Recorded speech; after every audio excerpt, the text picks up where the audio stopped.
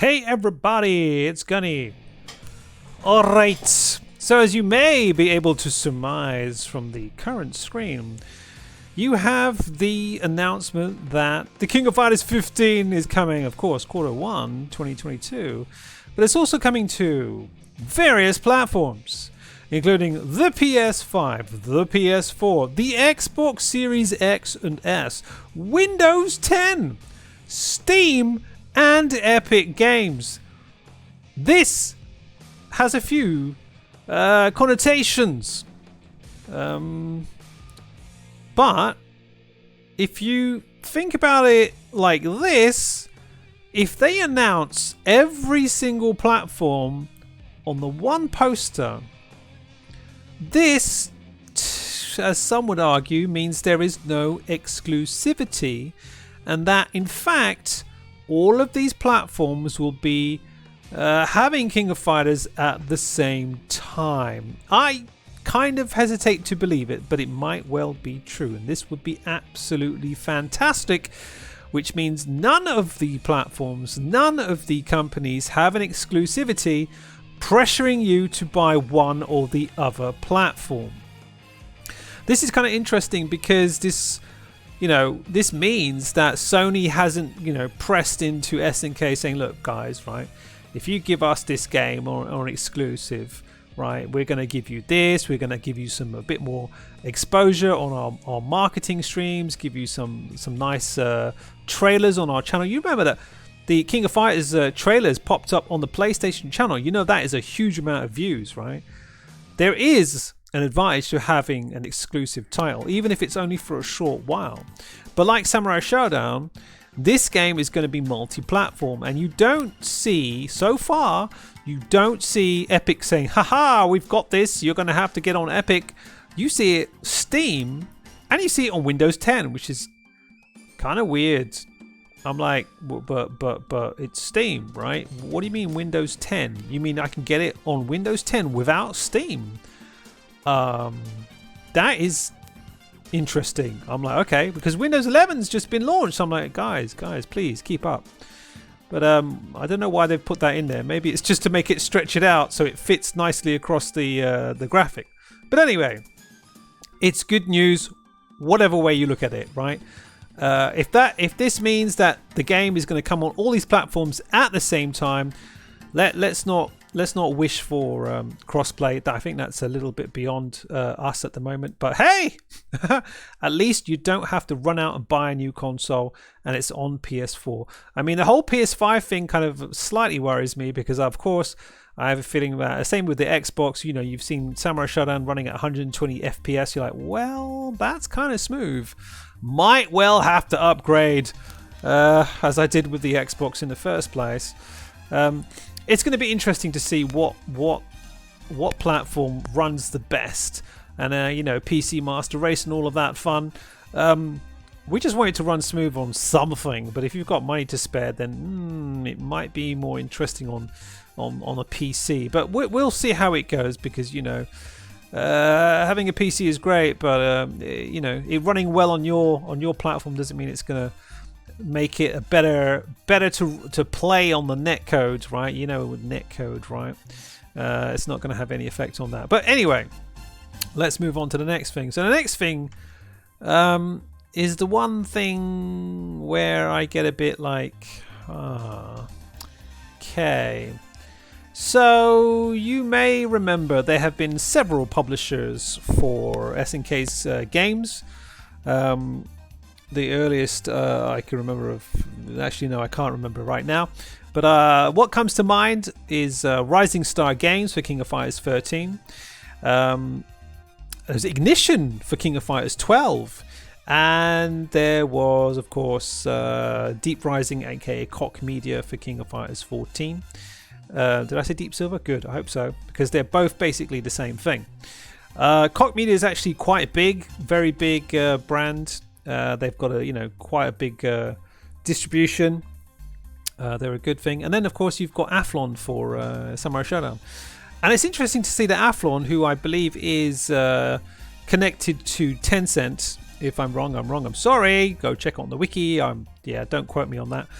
But as far as I know, Athlon was the publishing brand for a large Chinese company. And I wasn't too impressed with them, to be honest. In fact, all right, let's just go through it, right? I'm just speaking off my chest here. Athlon really annoyed me, but it wasn't kind of... it was kind of typical of publishing companies, right? They know what they're doing. They publish games, right? They come to an expo or a show, they meet the community, and then they realize they basically don't know what they're doing. Or rather, they don't know the best thing that they could do, which would be like, for example, run a free-to-play tournament and then stick it on the stage, have top 3, hand out some goodies, blah, blah, blah, blah, blah. All they think about is generally like, oh, let's put up some booth babes next to the game, right? With a laggy monitor, right? And you're just like, wow. Anyway, so that was basically my experience with Athlon. And it was also my experience with pretty much every single publishing company. Until they meet the community, the one good thing about all of them is that they talked and they listened to the community. That was good. None of them, well, I wasn't really around with Ignition, but I'd say none of them completely refused to listen to the community, right? We presented ourselves. They listened, they heard our point of views, and they did some stuff with us. That was great. The one thing that annoys me, and it's not really Koch Media's fault, is that every company has a budget. They have a set amount of money. Bruv, it's a business, right? They have a set amount of money. They say, right, we're going to spend this amount of money on this game, and then that's it. You get cut off. That's it. That's it. It's done. And Koch Media, I remember specifically, Koch Media's budget, as soon as it expired, they were like, right, I'm not even going to bother answering emails now. That's it. It's done. Bye-bye. See you. Goodbye. Rising Star Games, they were awesome. They were so nice. Even when they went over their budget, they did a little bit more. And even when they ran out, they were like, sorry, guys, that's it. That's just the way it goes, right? We're done with this game now. We're not going to do anything more. The point is they kept up the communication. That's another thing for SNK. I'm sorry, SNK, but your communication is kind of ass. It's kind of pants right now. It's like so many things going on. We would just love to know a little bit.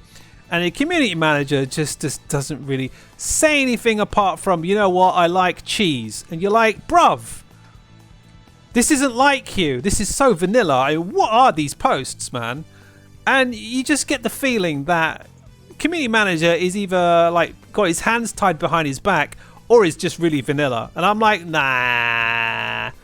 I'm sure Chris Picasso has a lot more things to say. But I have a feeling he's not really allowed to say it.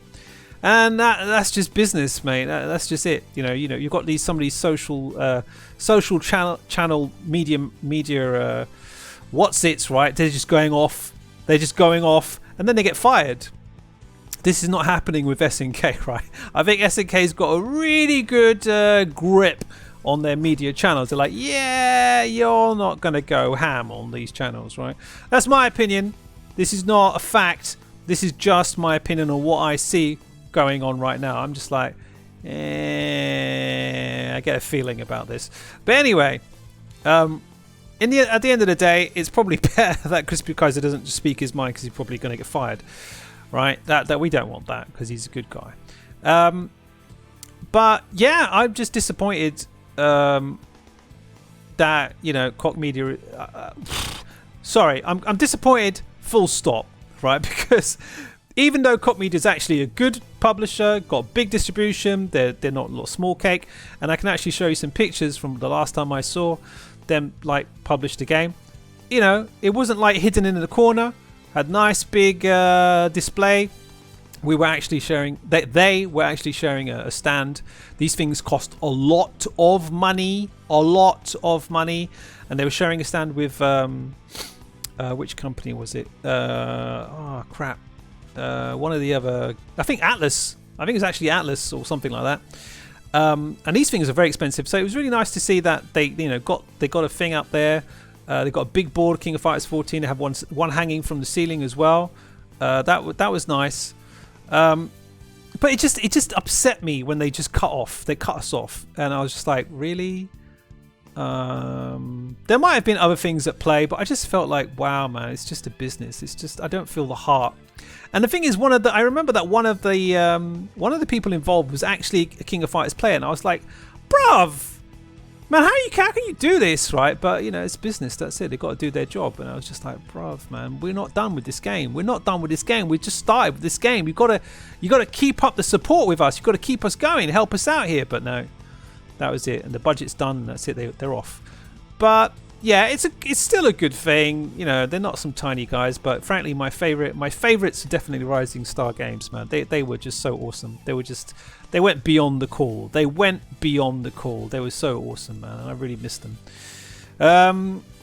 So yeah, this is just randomly. I mean, you know, as like I said, Cop Media are tiny fish in the sea. They got some good contacts and things. And I remember at Japan Expo, I don't know who exactly organised this, but we managed to have Oda having a talk, demonstrating the game. And I think that's actually him with Deep Silver's Julian and SNK's Laurence. That was pretty cool. Although, of course, the time slot was completely terrible. It was like midweek and about like 11 o'clock in the morning. So like there was like basically fuck all people in the audience. There was me, managed to get some time off for this stupid freaking game event. And I remember asking the question, like, who would you like to see in King of Fighters as a guest character from another game series? And Oda was like, Goku. And I was like, holy shit, bruv. That's not a hint at what's coming in the future. I don't know anything and I will deny everything, and you do what you want, okay? But I know that he wants that. Yeah. So yeah, I you know, it's a good thing. I'm kind of like it's just I'm just gonna say this right now. It's gonna be a budget, a certain amount of money. SNK will get a good amount of promotion for a set amount of time, and then that's it. Done, finished, done. It'll be done, and that's it. Koch Media will move on to the next game. It's fair. That's business, but it just breaks my heart to see it, and I'm like, whatever. But can I suggest a better distributor? Well, I could. It doesn't mean that they can do it. But yeah, I won't forget Rising Star games anytime soon. So that's my little, well, something or other about what the current news is. And of course, we're going to have the next trailer coming up very soon. So if you want to hear more of this kind of crap, stay tuned and subscribe, like, and all that jazz. And we'll see you on the next one. Take it easy, everybody. This is Gunny from Orochinagi.com. We're still here. Barely, but we're still here. We'll see you all next time.